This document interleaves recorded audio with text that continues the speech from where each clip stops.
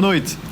No programa desta quarta-feira, a nossa entrevista é com Alexandre Lima, secretário estadual de Desenvolvimento Rural e Agricultura Familiar do Rio Grande do Norte.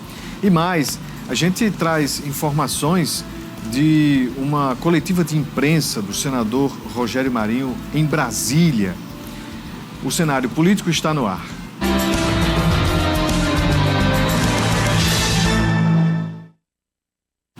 Boa noite para você, minha amiga telespectadora. Boa noite para você, meu amigo telespectador. Estamos começando mais uma edição do Cenário Político TCM, ao vivo para todo o Rio Grande do Norte. Muito obrigado pela audiência, você que nos acompanha aqui em Mossoró, no Oeste, você aí no Alto Oeste, no Vale do Açu, você em Natal, região metropolitana, você que nos acompanha no Seridó, na internet, no tcmplay.tv.br, no YouTube. É sempre uma grande satisfação ter você aí do outro lado acompanhando o nosso trabalho. E aqui as nossas entrevistas. Hoje a gente vai falar um pouco sobre agricultura familiar. Teremos o secretário Alexandre Lima respondendo a sua pergunta. Você tem alguma dúvida sobre a agricultura aqui do Rio Grande do Norte? Manda a sua mensagem aí no nosso WhatsApp 988028941 e também no Instagram, @Cenário Político TCM. Antes de a gente iniciar aqui a nossa entrevista de hoje com o secretário Alexandre, vamos de informação. A Polícia Civil do Rio Grande do Norte deflagrou na manhã desta quarta-feira a Operação GH404 para apurar um esquema de desvio de somatropina, um hormônio de uso restrito distribuído pela rede pública estadual pela Unicate. Vamos com mais informações. A ação cumpriu medidas cautelares autorizadas pela Justiça com a apreensão de documentos, computadores, celulares e extratos bancários, além do afastamento de servidores públicos lotados na Unidade Central de Agentes Terapêuticos, a Unicate. Já no início de agosto, o inquérito policial foi instaurado e as diligências foram iniciadas. Nesse ofício da CESAP, eles informaram que estava havendo uma divergência entre as informações que constavam nos estoques físicos da Unicate com as informações do sistema Horus, que é um sistema do Ministério da Saúde que faz o controle das medicações. Também a CESAP identificou algumas assinaturas falsas nessas dispensações dos medicamentos. Identificamos, então, quem eram os servidores que estavam envolvidos, nessas dispensações, quem eram as pessoas que estavam dispensando, identificamos os alvos e, a partir daí, deflagramos a operação, representamos ao Poder Judiciário, que deferiu essas medidas, afastando os servidores e deferindo as buscas e apreensões. Delegado, eram 3 servidores, inclusive, né? 3 servidores. As investigações são conduzidas pelo Departamento de Combate à Corrupção e à Lavagem de Dinheiro e foram iniciadas após comunicação da Secretaria de Estado da Saúde Pública, que identificou divergências no controle de estoque e dispensações não reconhecidas pelos responsáveis legais de pacientes. A Secretaria diligenciou junto à Polícia Civil. Essa investigação já estava em curso já tem um bom tempo, eu não sei precisar exatamente quanto tempo, mas há pelo menos 2 meses houve um contato da Secretaria da Polícia Civil pedindo que a gente providenciasse o afastamento do funcionário para outro lugar. Houve uma tentativa inicial nisso, mas depois aconteceu muitos ruídos, eles queixando de que estava sendo perseguido, envolvendo outras pessoas e tal, e aí a gente achou por bem para não atrapalhar as investigações, ele veio de volta para cá. Mas a gente já sabia que essa perspectiva de desenlace aconteceria. Então, na verdade, hoje a decisão judicial foi pelo afastamento da função pública dele. Ele não vai trabalhar nem aqui nem em nenhum outro lugar, pelo menos essa informação que a delegada nos passou. E a iniciativa deles hoje aqui foram fazer busca e apreensão de documentos. A operação contou com apoio da CESAP, da Unicate e da Coordenadoria de Operações e Recursos Especiais, CORE. A somatropina, hormônio de crescimento humano sintético, tem uso restrito a indicações clínicas específicas e é proibida para fins estéticos, de rejuvenescimento ou aumento de massa muscular. Esse é um medicamento que é feito para crianças que têm dificuldade de crescimento. Então, crianças que vão ficar abaixo da altura convencional, abaixo da altura esperada. Então, se usa esse remédio porque a criança tem a deficiência do hormônio do crescimento. Esse é um hormônio que a maioria das pessoas naturalmente produz. Então, esse hormônio sendo usado de maneira correta, a criança que tem a deficiência vai crescer. No adulto, quando se usa ele, a única coisa que a pessoa faz é ganhar massa muscular. Então, ele vai ganhar massa muscular. E por isso que isso é, no mercado paralelo, acaba criando a perspectiva de venda, e exatamente porque rende, é valoroso isso. Acaba sendo caro a venda disso. E é por isso que existem essas quadrilhas que ocorrem aqui, pode ocorrer em qualquer outro lugar onde haja distribuição. Você viu o quanto que está absurdo, Isaías?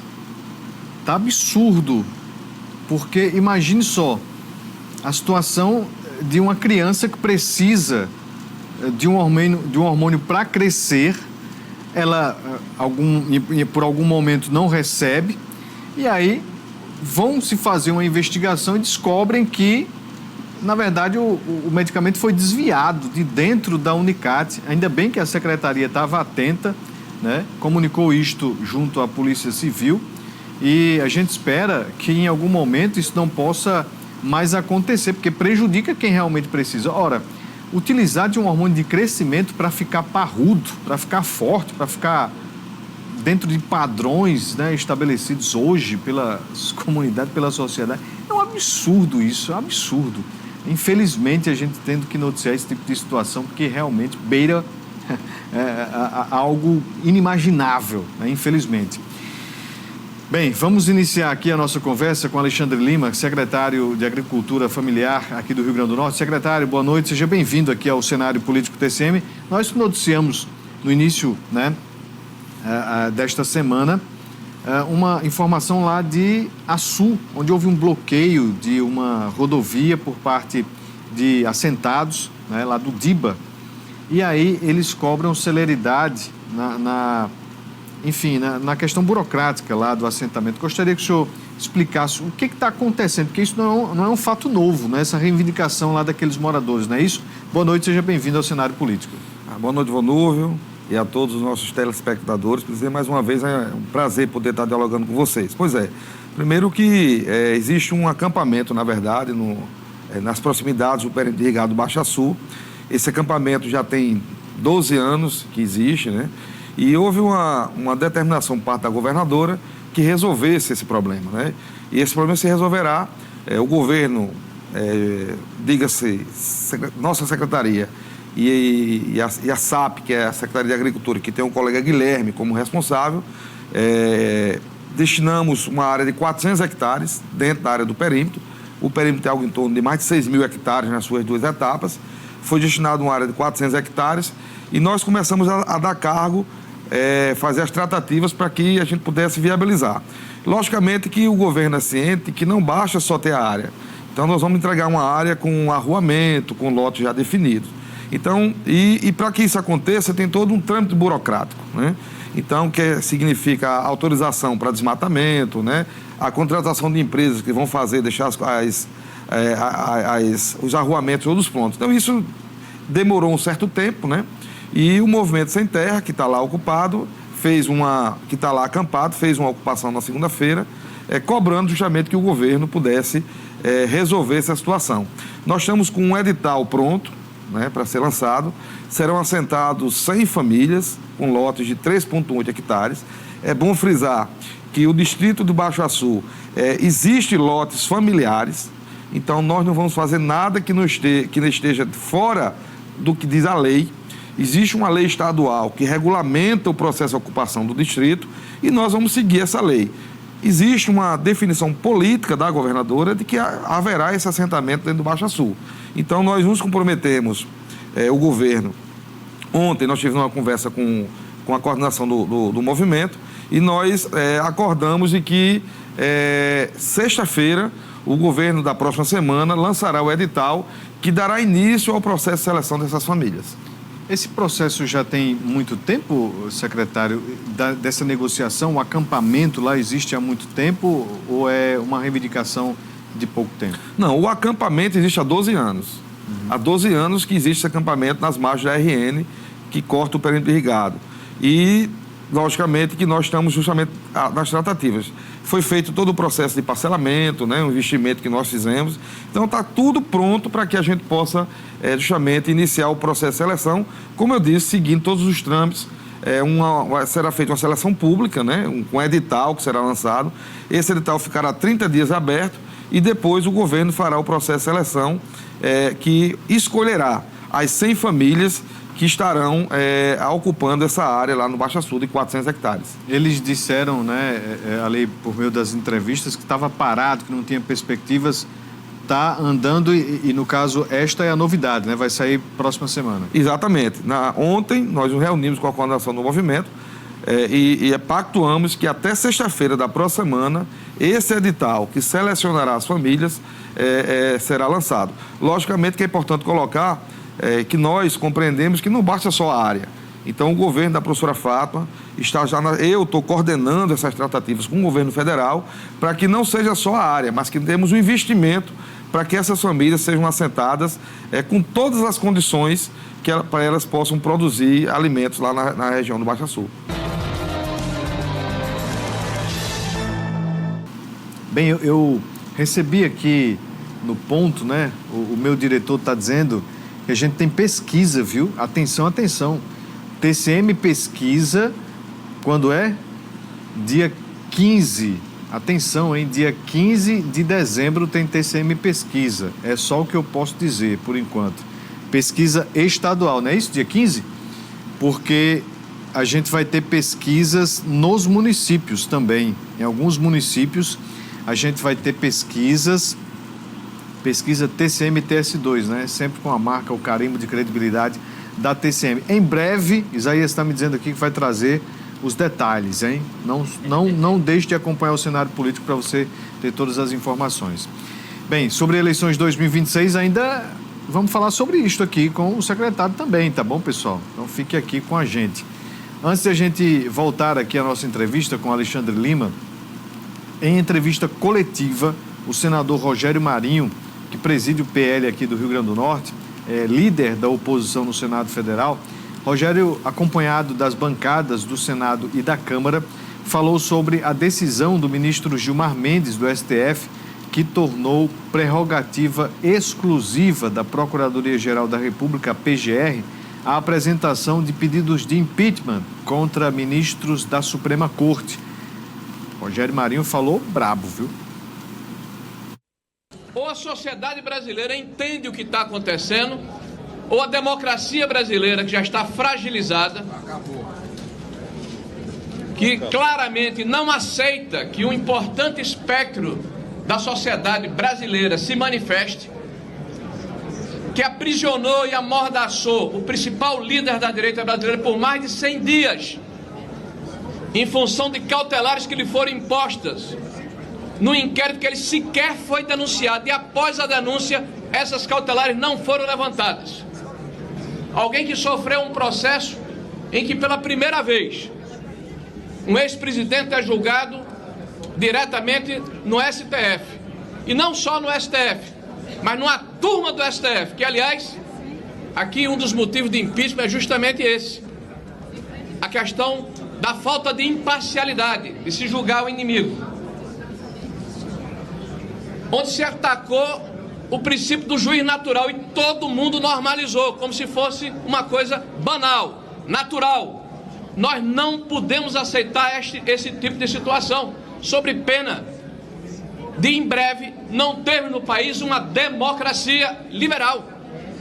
Nós vamos ter uma autocracia, ou uma democracia de juízes, ou uma situação imposta de cima para baixo, onde toda a sociedade tem que balançar a cabeça como numa reunião de derviches, no mesmo ritmo, na mesma direção, sem o direito de ter uma opinião diferente. Verdade. E eu acho que o mais grave aqui é que um juiz da Suprema Corte afirma no seu despacho, legislando, usurpando mais uma das atribuições do Legislativo. Esse Legislativo está tão desmoralizado, porque hoje nós ouvimos e achamos normal o presidente da República dizer que se não fosse o STF ele não governava, porque não tem respaldo do povo brasileiro representado aqui pelos senhores deputados e pelos senhores e senhoras senadores, que representam o povo brasileiro. O mais grave disso tudo é que um cidadão, um de vocês, um brasileiro que está me assistindo agora, pode, de acordo com a legislação, impertrar uma ação junto à Câmara dos Deputados, junto ao Senado da República e à mesa diretora de cada uma dessas entidades, por juízo de admissibilidade. Poderá mandar essa representação, desde que bem instrumentalizada, para a comissão de ética de cada um dos poderes. Isso poderá, inclusive, implicar em cassação de mandato. Um parlamentar que é eleito com o voto da população brasileira, que tem a representação e a legitimidade da nossa democracia, a Casa do Povo. Este ou estes podem sofrer o escrutínio, podem sofrer a fiscalização e sofrem dos senhores da imprensa e da sociedade brasileira através das redes sociais e pessoalmente. Mas eles, os senhores do Olimpo, não. Eles que não praticam autocontenção, que de uma forma absolutamente desabrida propõem um corporativismo e uma blindagem, como se este poder estivesse acima da lei. Eu falei que o Rogério Marinho estava brabo. Ele tem um tom ali um pouco mais ameno na sua fala, normalmente. Essa coletiva de imprensa aconteceu em Brasília e tem algo em torno de 12 minutos, com a fala do senador Rogério e de um outro parlamentar, né? Então, para você acompanhar na íntegra, é só ir lá no YouTube da TV Senado, tá bom? Então, realmente repercutiu bastante aí essa decisão de Gilmar Mendes e da oposição lá no Congresso. Vamos voltar aqui nossa entrevista com Alexandre Lima, secretário de Agricultura Familiar do RN. Secretário, na semana passada a deputada Isolda esteve aqui e falava sobre a instalação de uma montadora, né, de veículos que serão utilizados na agricultura familiar aqui do Rio Grande do Norte. Aqui nessa região do Apodi já está havendo testes. O senhor esteve na China também, nessas tratativas. Como é que está para essa instalação e essa organização para esta montadora vir aqui para Mossoró? Veja, primeiro dizer que isso é uma estratégia que está sendo construída há mais de 3 anos, dentro do Consórcio Nordeste. Nós fizemos uma ampla pesquisa e encontramos que a agricultura familiar do Nordeste possui 50% do total da agricultura familiar do Brasil.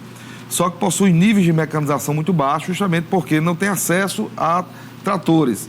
Os tratores produzidos no Brasil são de alto custo e alta manutenção e, pasmem, todas as fábricas são no Sul e Sudeste. Nunca se produziu um trator no Nordeste. Então, isso faz com que esses equipamentos sejam caros e tornem inacessíveis para a realidade da agricultura familiar. 60% do total das propriedades do Nordeste tem até 10 hectares.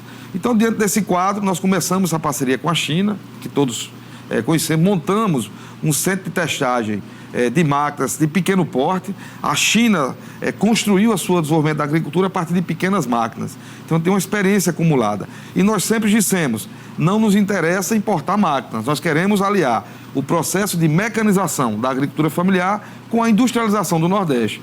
Pois bem, essas tratativas avançaram, né? Na semana retrasada, nós estivemos em Brasília, onde um grupo chinês está se associando a uma empresa brasileira e demonstrou interesse, e aí com a participação do Movimento Sem Terra, que está participando dessas articulações, e o governo do Estado, assinou um memorando de entendimento, no sentido de se comprometer a viabilizar, a construir a viabilidade dessa fábrica aqui no Nordeste, e mais especificamente em Mossoró. Isso é uma decisão da empresa, né? Nós, logicamente, só fizemos algumas tratativas, e essa associação, essa Joint Venture, que é uma associação de empresas chinesas e brasileiras, decidiram por colocar essa fábrica aqui em Mossoró. Então, nós, logicamente, aprovamos, a governadora está dando total apoio a isso, né? E a novidade, Volúvio, de segunda-feira, é que o plano de negócios dessa fábrica em Mossoró foi aprovada dentro da nossa Indústria Brasil. O BNDES e o Banco Nordeste lançaram um edital justamente para apoiar essas iniciativas, né? Chama do NIB, que é um grande programa que o governo federal lançou para industrializar o país, e esse chamamento selecionou 187 bilhões de reais para o Nordeste. E, logicamente, esse plano de negócio dessa empresa foi aprovado. Então, isso é um passo a mais, né? Essa montadora, em se efetivando aqui, será fantástico para a agricultura familiar, gerará emprego e atrairá outras empresas que virão para aqui. Porque a empresa, Vanúvio, para vender um trator para a política pública, 50% das peças têm que ser fabricadas no Brasil. Então, certamente, essa montadora, ao vir para Mossoró, trará um conjunto de outras empresas, de parafusos, de peças, né? De bancada, de farol, de um conjunto de utensílios que necessariamente terão que ser fabricados no Brasil. Então, será um gol de placa. Nós estamos ansiosos, estamos trabalhando, né? Nós estamos dialogando com a empresa, inclusive para vir aqui ao Rio Grande do Norte, a Mossoró, para que nós possamos efetivar esse sonho, que não é um sonho só para o Rio Grande do Norte, é um sonho para o Nordeste.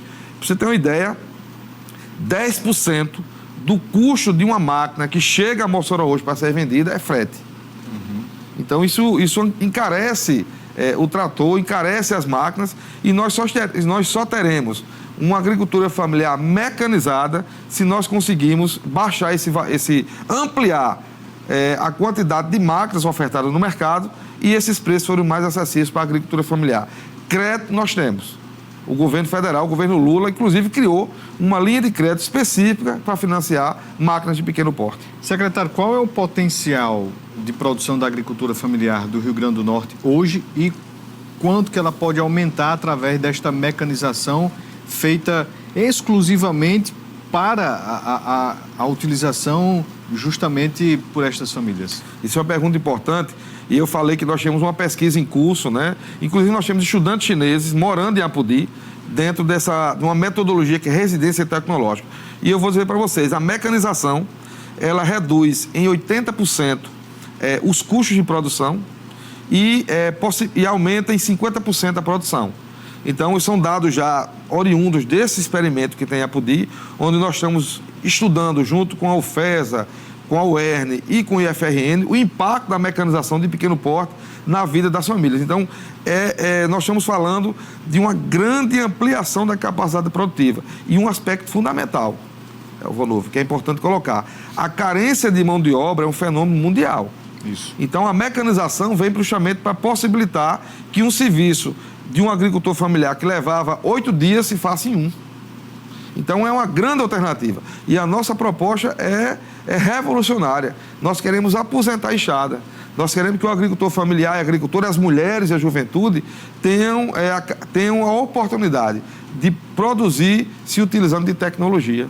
E esse processo de mecanização é algo fundamental para que nós possamos, inclusive, fixar a juventude no campo.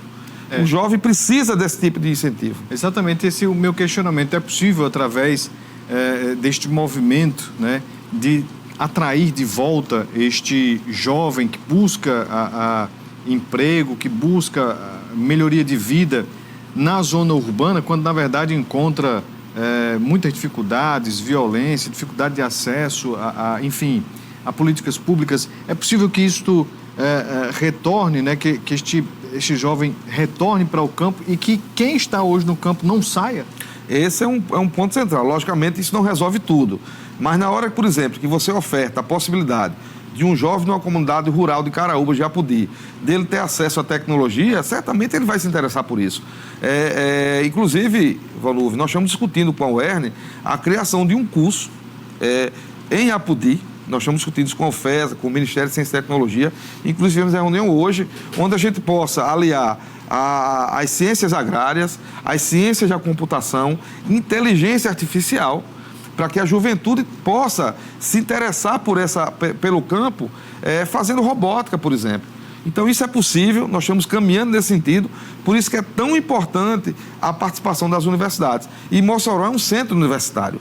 Mossoró hoje tem universidades de reconhecimento nacional, a UERN, a UFES, o IFRN. Então, é possível sim, esse é um caminho que o mundo todo está seguindo, e nós poderemos, com essa parceria, trabalhando em parceria com a China, transformar essa região do Oeste em um polo de tecnologia e produção de máquinas de pequeno porte, trabalhando com inteligência artificial. E um conceito que na China, eu tive na China 4 vezes nos últimos 2 anos, eles chamam de agricultura inteligente, que é você justamente se utilizar de novas tecnologias para apoiar a produção, o desenvolvimento de máquinas, né? E com isso tornar a agricultura interessante para a nossa juventude. Bem, na sessão ordinária da Assembleia Legislativa desta terça-feira, com quórum suficiente para votações, foram analisados 10 projetos de lei, sendo 8 deles de autoria do deputado Francisco do PT. Acompanhe. A primeira sessão da semana contou com a presença de 22 deputados, que no horário dos pronunciamentos abordaram vários assuntos. A deputada Divaneide Basílio fez um balanço sobre as ações em torno do mês da consciência negra e anunciou a tramitação de um projeto de lei onde se discute a união estável de menores de 16 anos aqui no estado. Criança não é mãe, criança não deve casar na sua infância, perder a sua infância, e isso se torna um processo violento também sobre a vida dessas crianças, e a gente quer ter esse diálogo com as famílias, com a sociedade, com os órgãos públicos, para que a gente possa ter um amplo debate sobre como vamos acolher nossas crianças, como vamos fortalecer esse lugar dos direitos de verdade. O deputado Luiz Eduardo, provocado por pensionistas da Polícia Militar que estiveram no plenário, fez um apelo ao governo do estado por causa do atraso de um dia no pagamento das pensões. Que tenha realmente um calendário que seja cumprido, porque o atraso desses pagamentos das pensionistas tem causado grandes transtornos para essas mães viúvas que dependem unicamente, exclusivamente do pagamento dessas pensões para honrarem os seus compromissos. Com quórum suficiente para votações, os deputados analisaram a pauta contendo 10 projetos de lei, 8 deles de autoria do deputado Francisco do PT. Entre os projetos, alguns importantes, direcionados à violência contra a mulher. Que é a que dispõe sobre a obrigatoriedade de afixação de cartazes em órgãos públicos e privados, informando que racismo, injúria racial e discriminação racial são crimes tipificados em leis e, portanto, são punidos na forma da lei, e um projeto de lei de nossa autoria que institui o Plano Estadual de Divulgação de Campanhas e Canais de Denúncia de Violência contra as mulheres em eventos culturais e desportivos aqui no estado do Rio Grande do Norte. Hoje teve sessão na Câmara de Mossoró, viu? Só que a sessão foi muito rápida, teve ali discursos no pequeno, no grande expediente e uma pauta rápida de votação, 2 requerimentos, né, de pedido de explicação com relação ao Estação Natal, né, a iluminação aqui de Mossoró, a iluminação pública, não foram aprovados e aí a sessão logo acabou, não deu nem tempo de eu sair daqui da TCM para acompanhar lá a sessão ordinária. Próxima semana vai ter uma votação para a escolha do vereador do ano na Câmara de Mossoró. Possivelmente deve ser votado também o orçamento, mas hoje eu já recebi, amanhã eu posso trazer aqui justamente o ofício, né, que foi encaminhado aqui para a gente, convidando para participar da comissão do prêmio vereadora Ninade Macedo Rebouças. Vai acontecer quando aqui? No dia 11 de dezembro. 11 de dezembro é quando? Na próxima quinta-feira? A próxima quinta-feira, exatamente. Próxima quinta-feira, né? Vai acontecer essa votação aqui em Mossoró, na Câmara, das 8 da manhã até o meio-dia, na sala de reuniões da presidência, ali na sede do Legislativo. Portanto, teremos a escolha, né, do vereador do ano e no dia 17 deve ser a entrega dos prêmios e aí o final, né, do ano parlamentar aqui em Mossoró. A gente traz os detalhes em breve, tá bom? Um abraço aqui para o seu Niel do Sumaré, tá mandando mensagem aqui junto lá com Dona Dita, sua esposa. Ele diz que é 24 horas aqui na TCM. Valeu, um abraço, meu amigo. Seu Aldo Ferreira também aqui com a gente. Valeu, seu Aldo da Prefeitura. Cosme Roque também registrando aqui a audiência. Ele disse que amanhã, quinta-feira, é dia de Terço dos Homens na Casa de Mãe Rainha, 18 horas, viu? Um abraço aí para seu Cosme, para todo mundo que está mandando aqui o registro da audiência. Bem, no bloco anterior, o secretário Alexandre Lima, ele fez uma divisão das secretarias, né? Tem a Secretaria de Agricultura e tem a Secretaria de Agricultura Familiar, que foi uma reorganização dentro do governo Fátima Bezerra, porque em outros governos existia uma Secretaria de Agricultura que tratava sobre tudo. Secretário, sobre a aplicação, né, a gerência desta Secretaria de Agricultura Familiar, o senhor acha que realmente foi positivo, né, no aspecto de dar mais atenção a estas pessoas, né, que atuam justamente nas suas propriedades, né, o pequeno produtor no interior do estado? Exatamente. A governadora, a partir de uma demanda histórica dos movimentos sociais, criou a Secretaria do Desenvolvimento Rural e da Agricultura Familiar, que a gente chama de Secretaria da Agricultura Familiar, e os números estão aí, né? Inclusive, vários estados do Nordeste já tinham a sua secretaria justamente para pensar políticas públicas para a agricultura familiar. Então, hoje nós temos um balanço muito positivo. Nós estamos liderando no Nordeste esse tema da mecanização da agricultura familiar, né? Nós temos hoje o mais estruturado programa de compras de agricultura familiar do Brasil, inclusive com reconhecimento internacional.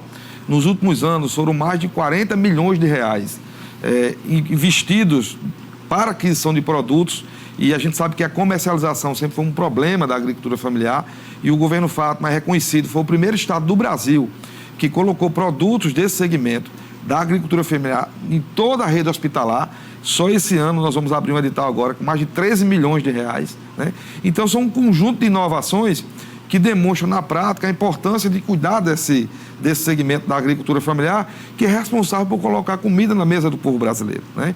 Então foi uma experiência extremamente exitosa, né? Eu coordeno, no âmbito do Consórcio Nordeste, a Câmara Temática da Agricultura Familiar. Então, realizamos o Circuito Nordestino, a Feira da Agricultura Familiar, que foi um sucesso total em Natal, na 4ª edição. Então, assim, é uma experiência que tem demonstrado na prática ser fundamental para fortalecer e ter um olhar diferenciado para esse segmento da agricultura familiar aqui no Rio Grande do Norte. Secretário, o senhor acredita que, a partir, né, da criação desta secretaria, que outros governos poderão manter, né, esta ideia da agricultura familiar? O senhor acha que é algo que não se muda mais, não pode mais regredir e deixar uma secretaria só para tratar sobre tudo? Veja, a nossa posição e opinião é que isso é um caminho sem volta. É um caminho sem volta, porque tem se mostrado eficiente, eficaz, tem trazido políticas públicas inovadoras, né? É um olhar diferenciado, porque, veja, uma coisa é um grande produtor, uma coisa é uma fazenda de melão para exportação, outra coisa é você pensar a inclusão produtiva da base familiar. Nós temos tido um crescimento muito grande do cooperativismo, dos processos de organização, e, enfim, então é uma experiência exitosa que, na nossa avaliação, é um caminho sem volta. Eu tenho certeza que qualquer governo que entrar manterá essa estrutura, porque se mostrou altamente eficiente e com resultados concretos que mudaram a vida de milhares de agricultores familiares por todo o Rio Grande do Norte. Em todo o estado e em diversas áreas de produção dentro desse quesito agricultura familiar. Não, exatamente, desde o Oeste, Mato Grande, né? Seridó. Então, nós temos hoje um conjunto de inovações por toda a agricultura familiar, logicamente que tem aquelas políticas que são mais abrangentes, as outras não. Nós temos política pública, por exemplo, como Garantia Safra, que chega a 35 mil famílias, né, no estado. Então, e outras menores. Nós temos hoje mais de 100 poços perfurados, todos com energia solar. Então, são um conjunto de inovações que qualificam e que demonstraram ser uma experiência extremamente exitosa. Não dito por mim, mas por todo o conjunto dos movimentos sociais e por aqueles que vivenciam e militam nesse campo da agricultura familiar. Secretário, o senhor acha que seria possível, né, levar esta ideia que o senhor tem, essa experiência que o senhor tem, para um outro patamar político, por exemplo, para Brasília? É necessário uma representação, por exemplo, na Câmara dos Deputados, que se tenha a ideia da agricultura familiar como um investimento necessário para o desenvolvimento de um estado como é o Rio Grande do Norte? Não, com certeza. Inclusive, essa é um tema que nós estamos discutindo, né? Inclusive, Vanuva, aqui, colocar em primeira mão, nós estamos colocando o nosso nome à disposição para a disputa da Câmara Federal, né? Eu tenho uma parceria com a deputada Isolda. Isolda, sábado passado, definiu a sua candidatura a deputado estadual, a sua pré-candidatura, já que não existe candidatura, e eu estou colocando o meu nome à disposição do PT e da Federação para fazer a disputa política na Câmara Federal, justamente por entender que é preciso ter representantes que pensem esse segmento. É um segmento extremamente importante do ponto de vista da produção de alimentos, do ponto de vista da inclusão econômica, né? E que, ao ser fortalecido, trará um conjunto de benefícios. Então, por tudo isso, e por entender que nós temos um trabalho realizado, nós estamos colocando o nome. Eu sou professor da UERN, da gestão ambiental, quero colocar também a defesa da UERN como um ponto central, né, nesse processo, a discussão da economia solidária. Então, por entender essa nossa trajetória de militância política na agricultura familiar e em defesa da UERN, a gente está colocando o nosso nome como pré-candidato à Câmara Federal, né, para representar esse segmento, representar Mossoró e colocar a produção de alimento como algo central no debate nacional e, logicamente, fazer a defesa do governo do presidente Lula, né, que tem tido muita dificuldade no Congresso Nacional, e não adianta, nós aprendemos que não adianta ter só Lula no governo, é preciso ter uma bancada que apoie o presidente Lula. Então, nós estamos colocando esse nome para o debate, que no momento certo